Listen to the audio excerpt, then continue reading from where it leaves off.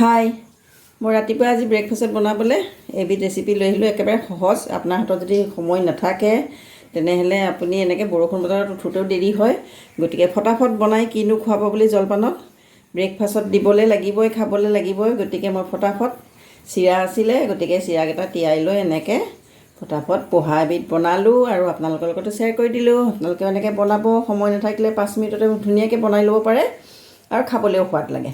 সেয়েহে ভাবিলোঁ আপোনালোকক দেখুৱাই দিওঁ, আপোনালোকেও বনাব। আহকচোন আমি এতিয়া বনাবলৈ আৰম্ভ কৰোঁ।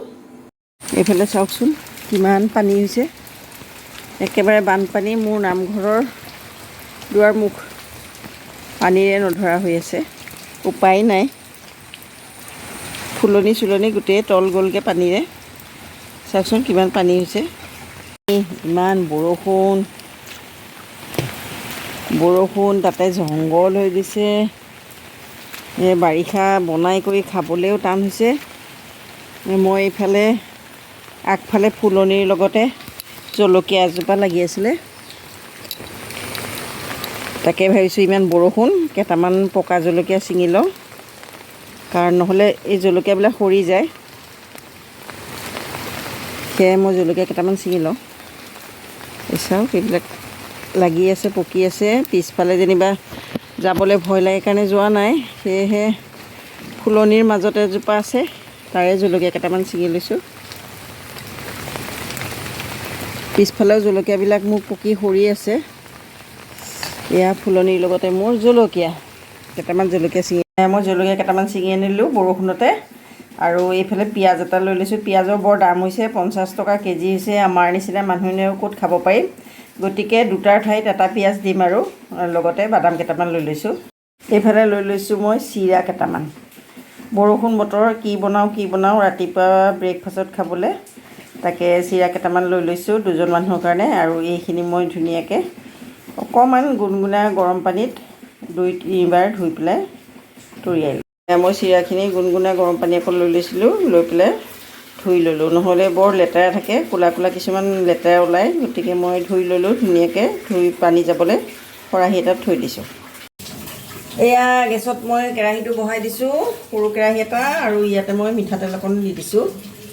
বতৰ বৰ বেয়া, বৰষুণ, চাৰিওফালে পানী, মানুহ থকা বৰ অসুবিধা হৈ গৈছে। ৰাস্তা ঘাটৰ অৱস্থা নাই। আমাৰ বাৰীত আগে পিছে চাৰিওফালে পানী হৈ গৈছে, গতিকে উপায়ো নাই।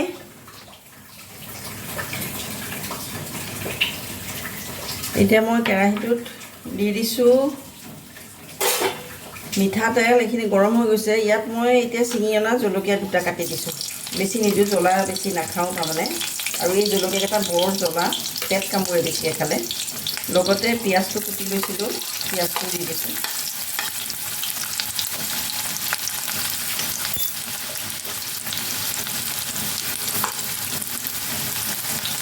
বস্তু বাহানিৰ দাম, পিঁয়াজৰ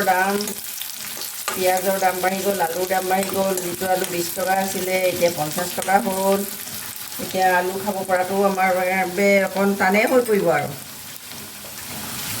এতিয়া মই ইয়াতে দি দিম নৰসিংহ পাত কেইটামান।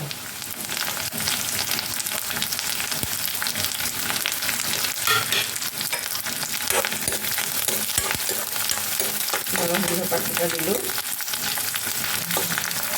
ৰাতিপুৱা জলপানত খাবৰ কাৰণে আজি এনেকৈয়ে বনাম, ঠাণ্ডা বতৰ, বৰষুণ বতৰ।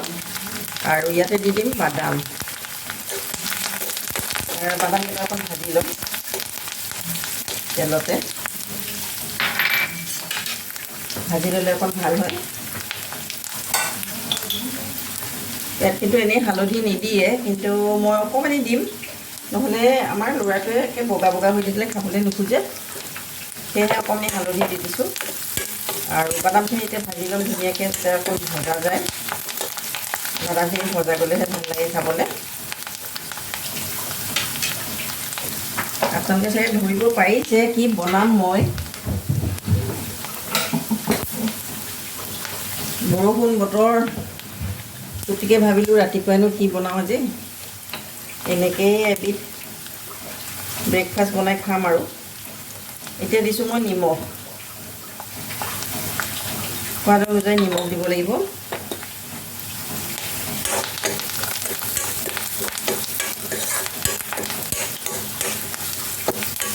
বাদামকেইটা মোৰ ভজা হৈছে যেনিবা অকণমান ৰঙা ৰঙা হ'ব লাগে বাদামকেইটা তেতিয়া খাবলৈ সোৱাদ লাগে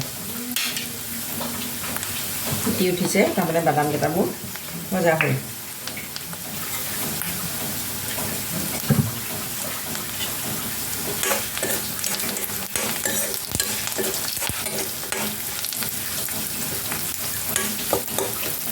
এনেকৈ ৰাতিপুৱাৰ ব্ৰেকফাষ্ট খাবলৈ ভালে হয় এতিয়া এইখিনিতে মই দিম এচামুচৰ কম চেনি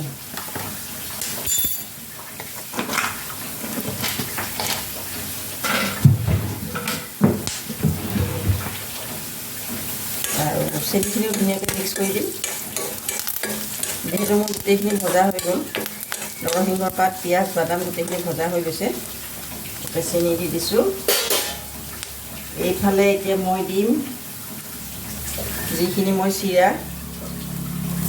পানীত অকণমান ধুই পেলাই খৰাহি এটাত টুকি ল'লোঁ কাৰণ ইয়াত পানী থাকিব নালাগে চাওক মোৰ গোটেই শুকাই গৈছে পানী অকণো নাই ইয়াত এতিয়া কেৰাহীটো মোৰ গৰম হৈছে গতিকে হাতেৰে ধৰিব লাগিব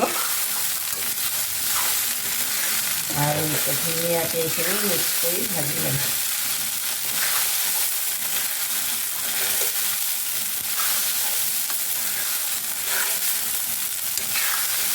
এনেকৈ বনাই পেলাই আপুনি ল'ৰা ছোৱালীক টিফিনতো দিব পাৰে মই আগতে ল'ৰা ছোৱালীক এনেকৈ স্কুল যাওঁতে টিফিনত বনাই দিওঁ সদায় আৰু ৰুটি তৰকাৰী দি দিওঁ বেলেগ বেলেগকৈ নাস্তাবিধ বনাই দিওঁ তেতিয়া খাবলৈও ভাল পায় সদায় একেবিধকে খাবলৈও বেয়া লাগে আমি ডাঙৰে কৈ একেবিধকে খাই থাকিবলৈ বেয়া পাওঁ যদি পোৱালিনো আৰু ক'ত খাব তেলখিনি মই অকণমান 2 মিনিটমান সময় ভাজি ল'ম চিৰাখিনি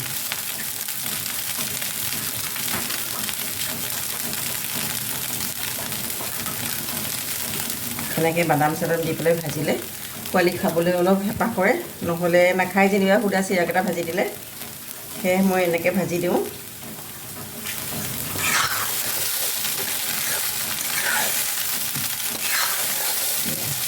হৈ গ'ল 2 মিনিট সময় চিৰাকেইটাও ভজা গ'ল এয়া বেছি ভাজিব নালাগে বেছিকৈ ভাজিলে শুকাই যাব আৰু বেছি শুকাই গ'লে খাবলৈ বেয়া লাগে সোপা মাৰি ধৰিব যোৱাকালিও মই বৰষুণতে ভিজি ৰঙালাও আগ কেইটামান আনিছিলোঁ পানীতে সোমাই কিন্তু ৰেচিপিটো দিম বুলি ভাবিলোঁ নিদিলোঁ 2 দিন পিছত দিম বুলি পেলাই থৈ দিলোঁ আৰু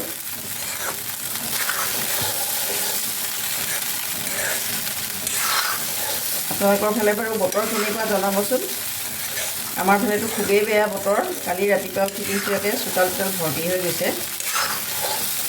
এয়া আমাৰ ৰেডি হৈ গ'ল দেখিছেনে খাবলৈ চেনিখিনি গলি যাব লাগে যিখিনি মই চেনি দিছিলোঁ আৰু চেনিখিনি গলি গ'লেহে মিক্স হৈ যাব আৰু খাবলৈও ভাল লাগিব নিমখীয়া আৰু মিঠা হ'ব এয়া আমাৰ ৰেডি হৈ গ'ল মই এতিয়া গেছটো অফ কৰি দিম আৰু পাত্ৰ এটাত উলিয়াই ল'ম মই গেছ অফ কৰি দিলোঁ